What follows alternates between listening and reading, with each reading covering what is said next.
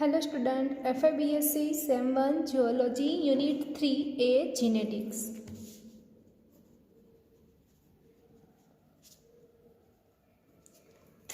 Genetics ની અંદર today we will discuss dihybridization course.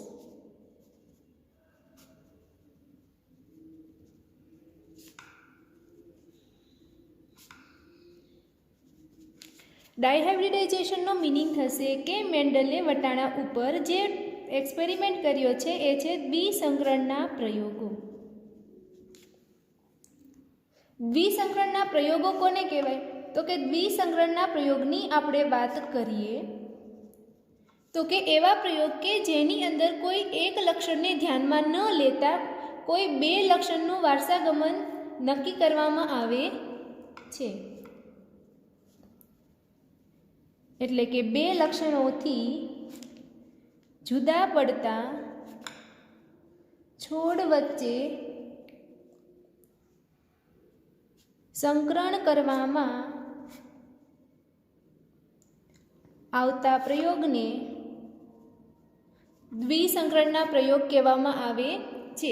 એટલે આપણે જ્યારે મેન્ડલનો એક સંકરણના પ્રયોગની વાત કરી હતી ત્યારે આપણે જોયું હતું કે એક સંકરણના પ્રયોગની અંદર શું હોય છે તો કે આપણે એક જ લક્ષણની વાત કરીએ છીએ. એક લક્ષણની આપણે એક્ઝામ્પલ લીધું હતું ઊંચા છોડ અને નીચા છોડનું. એવી જ રીતે અલગ અલગ વિરોધાભાસી તમે ઘણા બધા લક્ષણો જોયા હતા કે બીજનો રંગ, બીજનો આકાર, શીંગનો રંગ, શીંગ છે કેવી છે, ફૂલેલી છે કે મણકામય, અલગ અલગ લક્ષણોનો એમને પ્રેક્ટિકલ કર્યો તો એમને જે પ્રમાણ મળ્યું હતું F2 સંતતિમાં કેટલું હતું 3:1. અહીંયા આપણે દ્વિસંકરણના પ્રયોગની વાત કરીએ તો જેમાં આપણે કોઈ બે લક્ષણોને ધ્યાનમાં રાખી અને તેનું વારસાગમન નક્કી કરવાના છીએ. તો બે લક્ષણોની આપણે જે વાત કરવાના એ કયા લક્ષણો છે તો કે ફર્સ્ટ બીજનો આકાર એન્ડ નેક્સ્ટ બીજનો રંગ. રાઈટ. હવે બીજના રંગની વાત કરીએ તો મેન્ડલે કેવા બીજ લીધા તો કે શુદ્ધ પીળા. એટલે કે એ જે બીજ હશે એ કેવા હશે તો કે શુદ્ધ પીળા. અને કેવા બીજ છે તો કે ગોળ બીજ.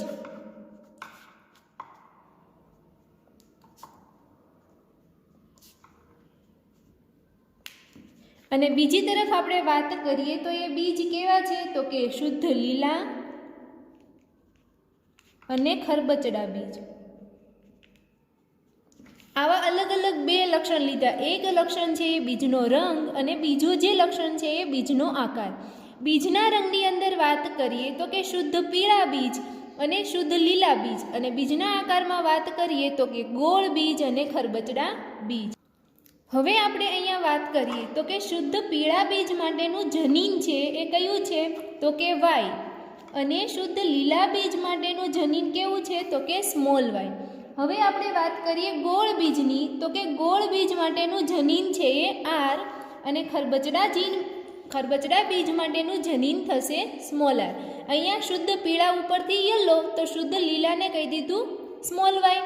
અને ગોળ બીજ એટલે કે રાઉન્ડ તો એને આપણે કેપિટલ આર કીધું. તો પછી આપણે ખરબચડા બીજને કહીએ છીએ આર. તો જનીન બંધારણ શું થશે તો કે જે શુદ્ધ પીળા બીજ છે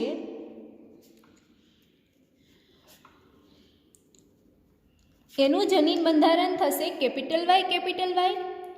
હવે જે બીજ છે એ શુદ્ધ લીલા છે તો એનું જનીન બંધારણ થશે small Y small Y. Now next બીજનો આકાર તો એનું જનીન બંધારણ થશે કેપિટલ આર કેપિટલ આર. અને બીજના આકારની અંદર તે કેવા બીજ તો કે ગોળ બીજ. અને હવે આપણે વાત કરીએ તો કે ખરબચડા બીજ તો કે ખરબચડા બીજનું જનીન બંધારણ થશે small R small R. Now next જો આપણે દ્વિસંકરણના પ્રયોગની અંદર આપણે એના ચાર્ટની વાત કરીએ જેમ આપણે એક સંકરણ પ્રયોગમાં વાત કરી હતી એ રીતે તો કે જે પિતૃપેઢીના છોડ હશે એ બે એક તો શુદ્ધ પીળા અને ગોળ બીજવાળા એટલે કે બે લક્ષણને એક આપણે સાથે વાત કરીએ છીએ. નાવ નેક્સ્ટ શુદ્ધ લીલા અને ખરબચડા બીજવાળા. તો જે શુદ્ધ પીળાનું જનીન બંધારણ હતું વાય અને ગોળનું જનીન બંધારણ આર એટલે આપણે આર આર વાય વાય લખીએ કે. Now next here small R અને સ્મોલ વાય. તો જે જન્યુઓ ઉત્પન્ન થશે એ જન્યુ કેવા હશે? તો કે અહીંયા જે બનશે જન્યુઓ એ બંને ટાઈપના જન્યુઓ RY હશે અને અહીંયા જે જન્યુ બનવાના છે એ કેવા હશે? તો કે સ્મોલ આર વાય હશે. એટલે આપણે આવી રીતે એના અલગ અલગ બે જન્યુ બનશે, રાઈટ. હવે એ જન્યુ બની ગયા પછી આપણે વાત કરીએ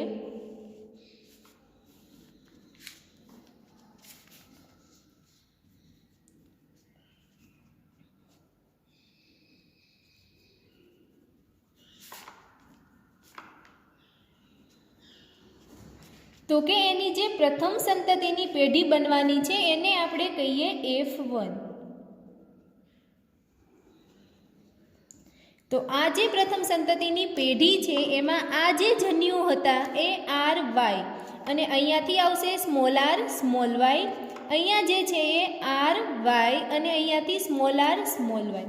તો આ જે છોડ બનશે એ પણ કેવા બનશે? તો કે શુદ્ધ પીળા અને ગોળ બીજવાળા. અને અહીંયા પણ શું બનશે? તો કે શુદ્ધ પીળા અને ગોળ બીજવાળા બનશે. એટલે કે F1 સંતતિના બધા જ જે છે એ શુદ્ધ પીળા અને ગોળ બીજવાળા બને છે. શું કામ આવું થાય છે?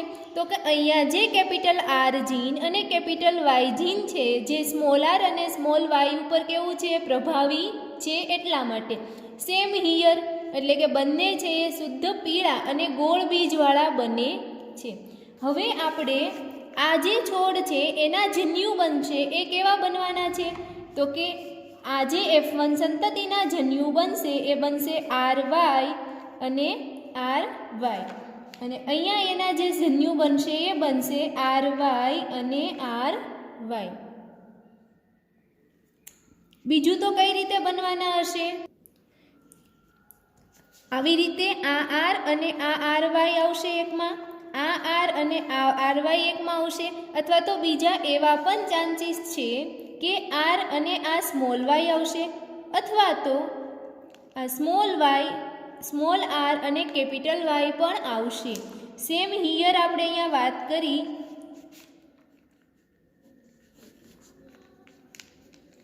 તો કે આમાં આવી રીતે 4 પ્રકારના જન્યુઓ બનશે, રાઈટ. કેમ કે કોઈ પણ જીન છે એ જઈ શકે આ આરની સાથે સ્મોલ વાય પણ જઈ શકે અને આ આરની સાથે કેપિટલ વાય પણ જઈ શકે, અથવા તો કેપિટલ આર કેપિટલ વાય કે સ્મોલ વાય. એટલે આવા 4 પ્રકારના જન્યુઓ બને છે. એટલે કે જો માદા છોડ હશે તો અંડકોષ બનશે અને એની અંદર આવા અંડકોષ હશે, અને જો નર હશે તો એની અંદર શું હશે? તો કે શુક્રકોષ હશે. હવે આપણે F2 સંતતિની વાત કરીએ. એનું આપણે એક ચેકર બોર્ડ બનાવીએ.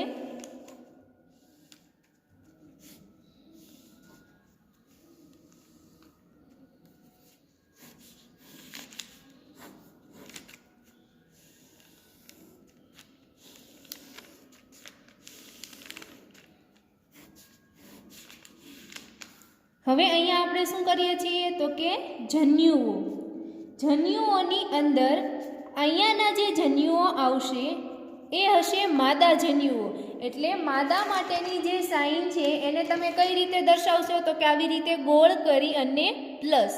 અને અહીંયા જે જન્યુઓ હશે એ નર હશે તો કે નરને આપણે ગોળ કરી અને આવી રીતે તીર સાઇનથી દેખાડાય છે. હવે માદાના જન્યુઓ લખી નાખીએ તો કે કેપિટલ આર કેપિટલ વાય. હવે આ જે સેકન્ડ છે એ small R small Y, third છે એ કેપિટલ આર સ્મોલ વાય અને ફોર્થ સ્મોલ આર અને વાય. હવે અહીંયા આપણે વાત કરીએ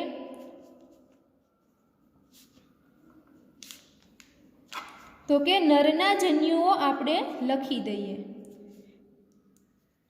તો કે કેપિટલ આર કેપિટલ વાય. હવે આ જે જન્યુઓ છે એ સ્મોલ આર સ્મોલ વાય, આ જે જન્યુઓ છે એ કેપિટલ આર સ્મોલ વાય અને અહીંયા આવશે સ્મોલ આર અને કેપિટલ વાય. એટલે કે આ જે જન્યુઓ હતા એ માદાના હશે તો અહીંયા જે જન્યુઓ હશે એ નરના બન્યા. હવે શું કરશું? તો કે અહીંયાનો RY અને અહીંયાના RY છે એને આપણે લખીએ તો આવી રીતે બનશે. હવે અહીંયા આપણે જોઈએ તો કે કેપિટલ આર કેપિટલ વાય અને અહીંયા ઉપરથી આવશે આર વાય. અહીંયા તમે જુઓ તો capital R capital Y capital R small Y. અહીંયા તમે ફરીથી જુઓ તો આ જે કેપિટલ આર કેપિટલ વાય લખવાનું, એના પછી સ્મોલ આર અને કેપિટલ વાય. હવે અહીંયા તો capital R capital Y small R small Y. અહીંયા શું આવશે તો કે સ્મોલ આર અને સ્મોલ વાય. અહીંયા તમે જુઓ તો capital R small Y small R small Y.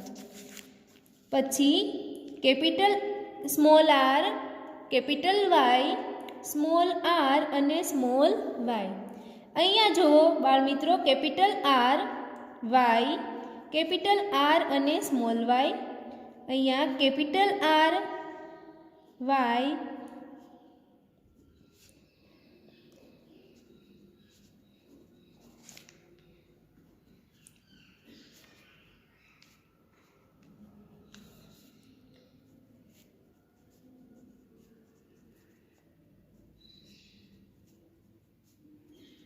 આવી રીતે જે અહીંયા ઉપર હશે અને જે નીચે હશે એને આપણે લખતા જઈએ છીએ.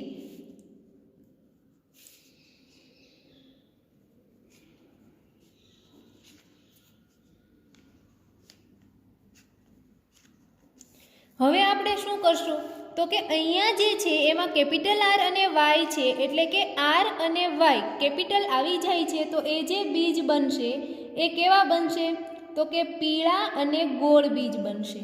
રાઈટ. અહીંયા તમે જુઓ કેપિટલ આર અને કેપિટલ વાય આવી જશે તો એ પણ બનશે ગોળ અને પીળા. હવે અહીંયા આર અને વાય છે એટલે એક પણ કેવા બનશે તો કે ગોળ અને પીળા. અહીંયા પણ ગોળ અને પીળા. અહીંયા જુઓ તો અહીંયા પણ કેવા બનશે તો કે ગોળ અને પીળા ગોળ અને પીળા અને અહીંયા પણ ગોળ અને પીળા બીજ બનશે. અહીંયા વાત કરીએ તો કે સ્મોલ આર અને સ્મોલ વાય બંને છે એ પ્રચ્છન્ન જીન છે તો એ કેવા બનવાના છે તો કે ખરબચડા અને લીલા. અહીંયા કેપિટલ આર છે પણ સ્મોલ વાય છે એમાં પ્રભાવી જીન છે નહીં વાયની અંદર, તો એ બીજ બનશે એ ગોળ અને કેવા બનવાના છે તો કે લીલા. અહીંયા છે એ સ્મોલ આર બંને છે તો એ જે બીજ બનશે એ કેવા બનશે તો કે ખરબચડા, કેમ કે પ્રભાવી જીન પ્રેઝન્ટ છે નહીં. અને અહીંયા કેપિટલ વાય છે એટલે એ બનવાના છે પીળા. અહીંયા આર કેપિટલ છે એટલા માટે એ બનશે ગોળ અને વાય સ્મોલ છે તો એ બનવાના છે લીલા. અહીંયા કેપિટલ આર છે તો એ બીજ બનવાના છે ગોળ, પણ વાય છે નહીં તો એ બીજ કેવા બનશે તો કે લીલા. કેપિટલ આર છે અને કેપિટલ વાય પણ છે તો એ બીજ બનવાના છે પીળા અને ગોળ. અહીંયા કેપિટલ વાય પ્રેઝન્ટ છે એટલા માટે એ બીજ કેવા બનવાના છે તો કે ખરબચડા અને બનશે પીળા. કેપિટલ આર અને કેપિટલ વાય છે એટલે એ બીજ બનશે ગોળ અને પીળા. અહીંયા કેપિટલ વાય પ્રેઝન્ટ છે અને સ્મોલ આર છે તો એ બીજ બનશે ખરબચડા અને કેવા બનવાના છે તો કે પીળા. આટલું થઈ ગયું. એટલે તમે સૌથી પહેલાં ક્વેશ્ચનમાં શું થશે તો કે દ્વિસંકરણના પ્રયોગની અંદર આવી રીતે પિતૃપેઢી શુદ્ધ પીળા અને ગોળ બીજ હશે, શુદ્ધ લીલા અને ખરબચડા બીજ હશે, એમની વચ્ચે કરાવવાનું છે પરફલન.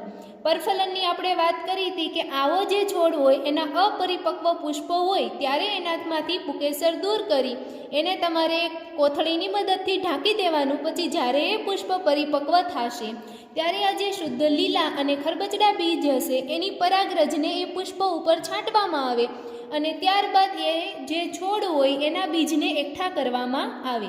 એ બીજ બની જાય પછી એ બીજને આપણે વાવવાના અને એ વાવો પછી એની જે સંતતિની પેઢી બને એ કેવી બનશે તો કે બધી જ સંતતિ હશે એમાં શુદ્ધ પીળા અને ગોળ બીજ હશે. હવે પછી એના જન્યુ બન્યા એટલે કે ફરીથી એના બીજ બનશે અને એના એ બીજ બને એ બીજને લ્યો અને એ બીજને તમે વાવો એટલે એમાં પાછું શું બનશે તો કે એમાં જન્યુ બને અને એ અલગ અલગ પ્રકારના જન્યુ હશે અને એ જે જન્યુ હશે એનું આપણે ફરીથી શું કરાવવાનું છે તો કે સ્વફલન કરે. એટલા માટે તમને આવા અલગ અલગ પ્રકારના છોડ બને. તો લેટ્સ કાઉન્ટ ધેમ. તો સૌથી પહેલાં આપણે કયા બીજને કાઉન્ટ કરશું તો કે જે બીજ છે ગોળ અને પીળા છે એ. એના પછી આપણે કાઉન્ટ કરશું ગોળ અને લીલા બીજ. ગોળ અને લીલા બીજ પછી આપણે કોને કાઉન્ટ કરશું તો કે ખરબચડા અને પીળા. અને લાસ્ટમાં આપણે કાઉન્ટ કરશું ખરબચડા અને લીલા બીજ. ગોળ અને પીળા, ગોળ અને પીળા 1 2 3 4 5 6 7 8 અને 9 થઈ ગયા ટોટલ 9. 1 2 3 4 5 6 7 8 and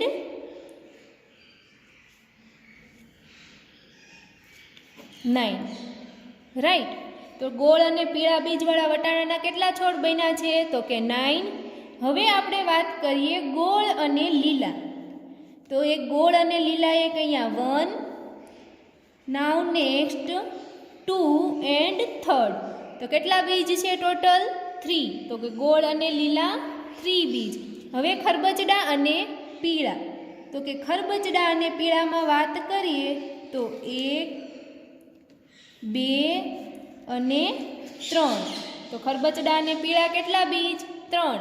અને ખરબચડા અને લીલાની વાત કરીએ તો કે ઓનલી એન્ડ ઓનલી 1 એટલે કે 1. તો કે ગોળ અને પીળા બીજ ધરાવતા 9 છોડ ઉત્પન્ન થયા.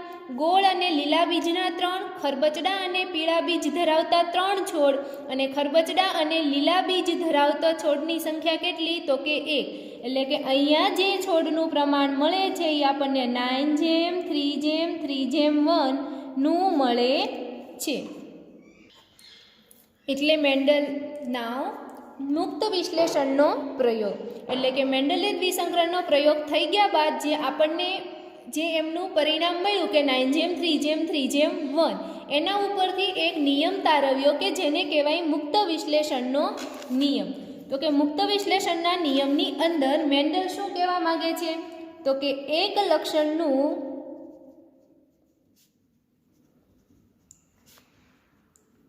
નિયમન કરતા જનીનો બીજા લક્ષણનું નિયમન કરતા જનીનોથી સ્વતંત્ર હોય છે. બરાબર. એક લક્ષણનું નિયમન કરતા જનીનો કે જે બીજા લક્ષણનું નિયમન કરતા જનીનોથી સ્વતંત્ર હોય છે. હવે આપણે અહીંયા ગોળ બીજ અને વાત કરીએ તો અહીંયા ખરબચડા બીજ અને અહીંયા આપણે વાત કરીએ પીળા બીજ અને વાત કોની કરીએ છીએ તો કે લીલા બીજની. તો ગોળ બીજ માટે કેપિટલ R, ખરબચડા બીજ માટે સ્મોલ r, પીળા બીજ માટે કેપિટલ Y અને લીલા બીજ માટે સ્મોલ y. આવી રીતે એના જીન છે. એના ઉપરથી એમના જનીન બંધારણ હોય. બરાબર છે. જો શુદ્ધ ગોળ અને પીળા હશે તો આપણને શું મળે છે કેપિટલ R કે Y એવી રીતે.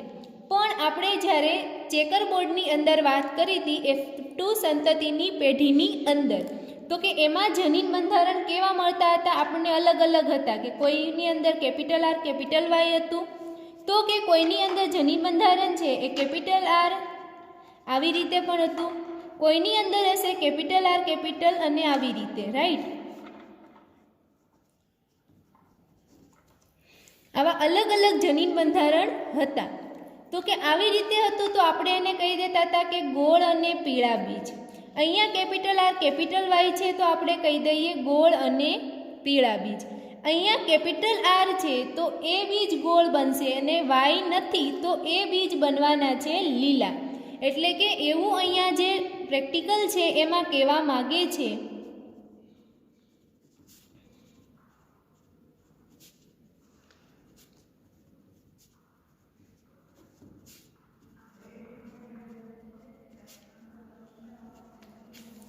તો કે ભલે એ બીજ છે એમાં જો કેપિટલ આર પ્રેઝન્ટ હશે તો એ બીજ ગોળ થશે અને કેપિટલ વાય પ્રેઝન્ટ હશે તો એ પીળા થશે. પણ અમુક જનીન બંધારણ એવા હોય કે એમાં ગોળ બીજ માટેનું કેપિટલ આર એટલે કે પ્રભાવી જીન પ્રેઝન્ટ છે, પણ પીળા બીજ ઉત્પન્ન કરવા માટેનું પ્રભાવી જીન કેપિટલ વાય પ્રેઝન્ટ છે નહીં. જો તમે આ જનીન બંધારણની વાત કરો તો કે એના જે બીજ હશે એ ગોળ બનશે અને કેવા કલરના બનશે? લીલા બનશે. એટલે એને કહેવાય છે કે એક લક્ષણનું નિયમન કરતા જે જીન હશે, એટલે અહીંયા વાત કરી કે ગોળ બીજ માટેના લક્ષણના જીન આર, તો કે એ બીજા જે જીન હશે કે જેના લીધે યલો કલર કે લીલો કલર ઉત્પન્ન થાય છે, તો કે એની અસર છે એ સ્વતંત્ર છે, એકબીજાને ઇફેક્ટ કરતું નથી. અને બીજું શું કહેવા માગે છે તો કે અહીંયા આપણે જ્યારે F1 સંતતિની પેઢીની વાત કરી હતી એના પછીના જન્યુ બન્યા હતા તો પણ તે એકબીજાથી સ્વતંત્ર છે, કે એવું કમ્પલસરી નથી કે કેપિટલ આર પ્રભાવી સાથે પ્રભાવી જીન જ એના જન્યુમાં દાખલ થાય. જે પ્રભાવી જીન કેપિટલ આર હોય તો એની જોડે સ્મોલ વાય પણ જઈ શકે, અને જો સ્મોલ આર જશે પ્રચ્છન્ન જીન તો એની જોડે કેપિટલ વાય પણ જઈ શકે છે. એટલે કે બે લક્ષણનું જો નિયમન કરતા જનીનો હોય તો એકબીજાની રીતે સ્વતંત્ર રીતે જ્યારે અંડકોષ અને શુક્રકોષ બનશે ત્યારે એની અંદર અલગ અલગ રીતે દાખલ થઈ શકે છે. Okay, thank you.